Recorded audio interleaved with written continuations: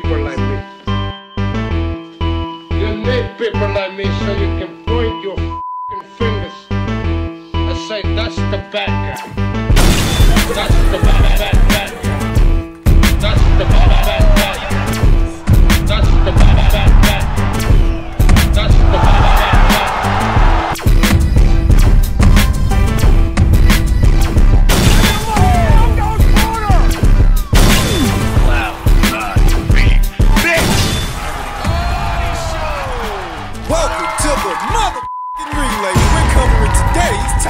News.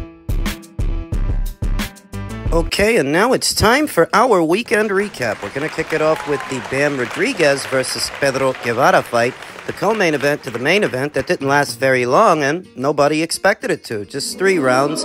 Bam walking down Pedro, taking the initiative early and being the aggressor, forcing his man to retreat and give up real estate, getting off his punches while not being hit. Good defense from Bam. You're likely to get hit when you're coming forward. When you're the one taking the initiative, you're likely to get hit. But Bam didn't get hit with any stupid punches that he didn't need to get hit with. Didn't take stupid chances. Bam! Showed a great variety of punches while closing the distance. Those uppercuts right up the middle. Those body shots. Bam! He looked fantastic. He lived up to the hype in what can only be described as a stay busy fight, a keep busy fight for Bam. Just another chance to get out there, show your stuff, and make some money. Bam! Cut off the ring beautifully. Bam! Against a moving target, because Pedro Guevara was never really in this fight, never really trying to win it from the start. He was just circling away from Bam.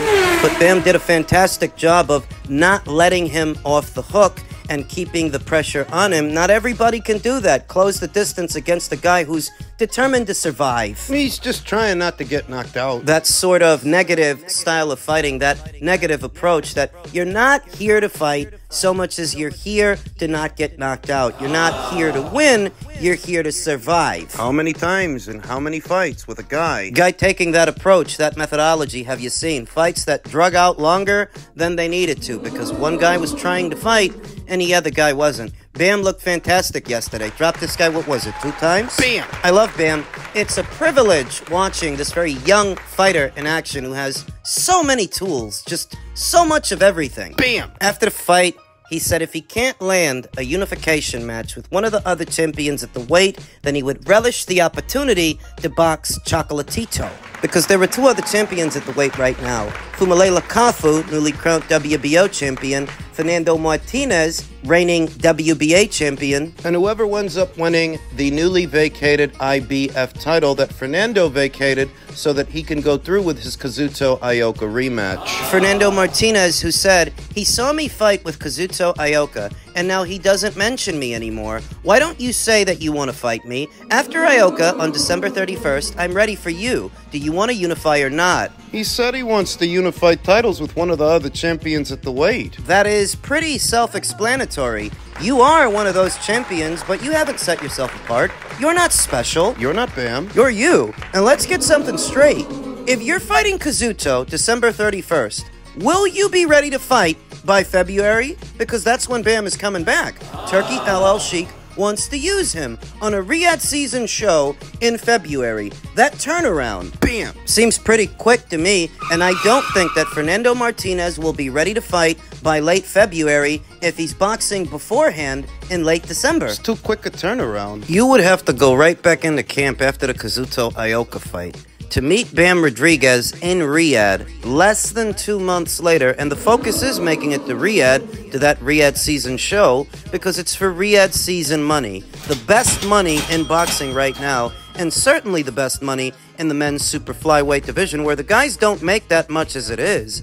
Bam actually makes the most. More than you. So just be honest about things, and just be honest with yourself.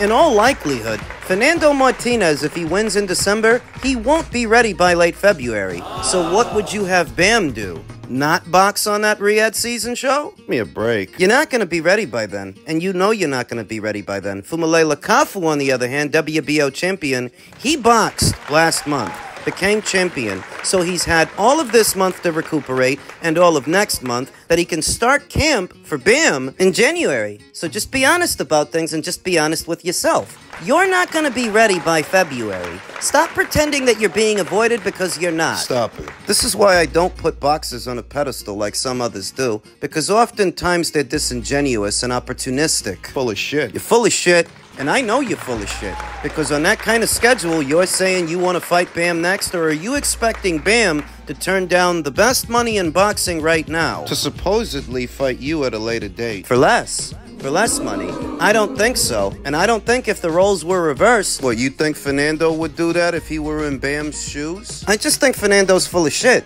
You're pretending this guy's avoiding you. You're pretending he's afraid. Not saying that Fernando isn't a good fighter, because he is a good fighter. But cut the shit.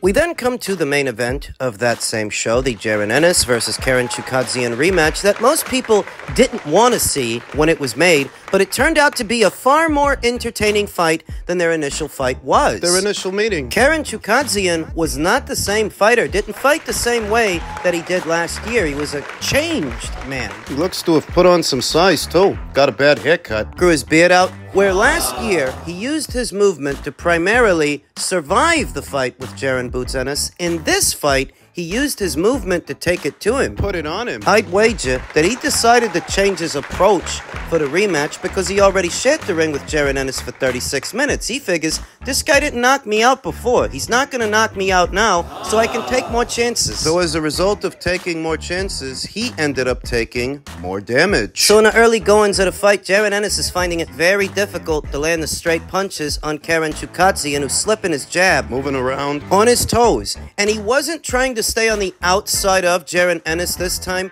He was staying mid-range. Within striking distance. And he was landing punches. He was getting off, effectively out-hustling Jaron Ennis in the pocket. What was a very different fight from the one we saw last year. Very different approach from Karen Chukhadzian. I think Jaron was surprised. He couldn't have been preparing for this kind of fight. I don't think this is what Jaron Ennis and Bozy Ennis were expecting, that Karen would stay with them and stay on them as much as he did yesterday. Mid-range. Jaron Ennis was getting hit. Getting frustrated because of Karen Chukhadzian's slip game, slipping the jab, slipping the straight punches in that pendulum step. Countering off of that. Getting in with left hooks, getting off combinations. This is by and large the worst I've ever seen Jaron Ennis. Succumbing to frustration, Jaron Ennis starts to get desperate, but he makes an adjustment, the right adjustment. Instead of trying to fight this fight mid-range, where you're getting out-hustled, he collapses the pocket, gets in even closer on Karen Chukhadzian, where he doesn't have as much room to work, and he starts landing bombs. He starts landing hooks and uppercuts and body shots. Backhands. He was still the stronger puncher of the two. Jaron Ennis was still the stronger, more damaging puncher of the two, and round by round, the damage was starting to set in on Karen, who was slowing down. Got put down. Took a knee as Jaron Ennis was raining blows down upon him. That break in the action, it was strategic of Karen Chukhadzian to take a knee, to get Jaron Ennis off of him long enough that he could gather himself. It may have costed him that round, but it's what kept him in the fight. He got hurt a couple of times in this fight. Whilst giving as good as he was getting, because Karen Chukhadzian landed a lot more punches in this fight than he did in the last one. And Jaron Ennis landed a lot of punches too, a byproduct of Karen being more aggressive this time.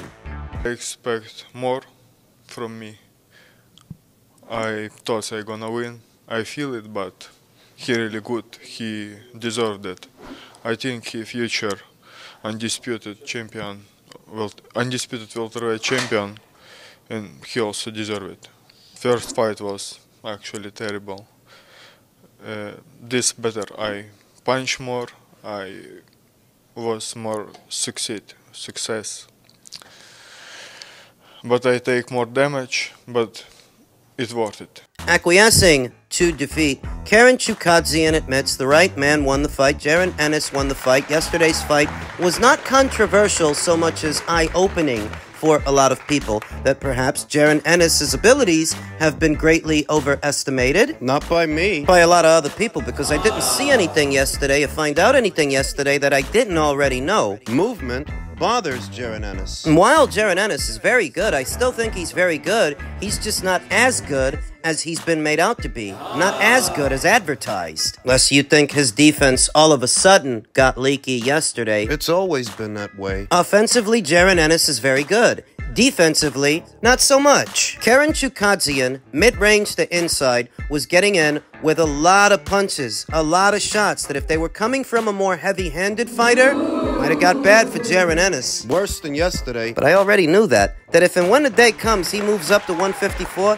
he's gonna have to tighten up because the punches are gonna be harder, the guys are gonna be bigger. Karen tested him. And there's so much to reflect upon here because people are acting like it's the end of the world that Jaron Ennis was in a real fight yesterday, that he was in a real fight with a real fighter who came to win. He didn't come to survive like the last time. He came to fight. He came to win. And he was able to push Jaron Ennis. Which isn't the end of the world. It's beneficial. You take away more from an experience like this one than, say, the Chris Van Heerden fight or the Sergey Lipinets fight, the Custio Clayton fight. You learn more fighting Karen Chukhadzian than stopping Roman Villa or Thomas Dulorme. You take away more struggling with Chukhadzian than you do battering them. And it wouldn't be the end of the world if not for the hyperbole from Jaron Ennis' supporters who talked down Terence Crawford. If not for Jaron Ennis and Bozy Ennis using his name to promote themselves. To then go out there and look human with the likes of a Karen Chukhadzian where you want us to believe you're on the level of a Terence Crawford. You didn't look like it.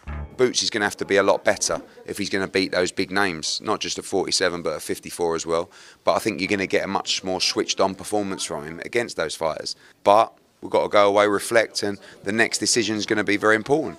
You said to me yesterday, Eddie, you wanted to see a performance which meant that you could get into the ring, you could go into a press conference and sing his praises. Difficult to kind of not just do that now, but also disappointing that maybe he didn't deliver that knockout. I think the performance is always on the fighter, you know, and the coaching team. It was a decent performance, but wasn't the performance that I can jump in the ring and scream and shout about.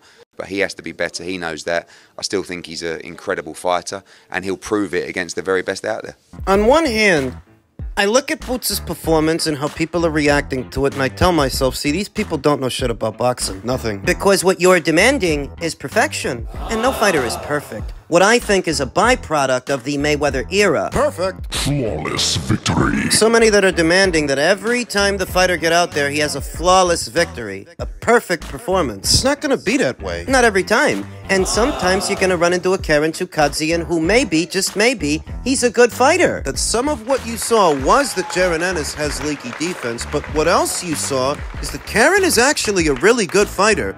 Durable, versatile. Yeah, good toughness, you know, but that just is more so me rushing my shot, not bending my knees.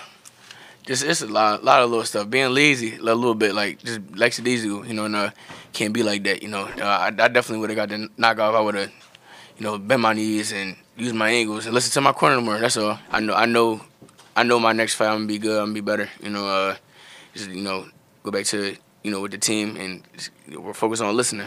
Right now, you know, like I feel like it was a okay performance. Like I could have been way better, you know. And like I said, listen to my team more and stop being lazy, not bending my knees and stuff like that, not using angles, not jabbing, just being smarter, you know, and things like that, you know. But I ain't having the same knee-jerk reaction that so many other people are having because yesterday's fight was just affirmation of what I already thought. That Jaron Ennis is pretty good offensively, but I don't think he's on the level of Terence Crawford. You guys said that, not me. That's one. Karen Chukhadzian is better than I thought. The first fight, he went in there trying to survive, whereas this time, he changed. And he changed a lot. He had a lot more success in this fight, though at the same time, he got hit more a lot in this fight. Got hurt more a lot in this fight. Came closer to getting stopped a lot more in this fight. That's two. 3.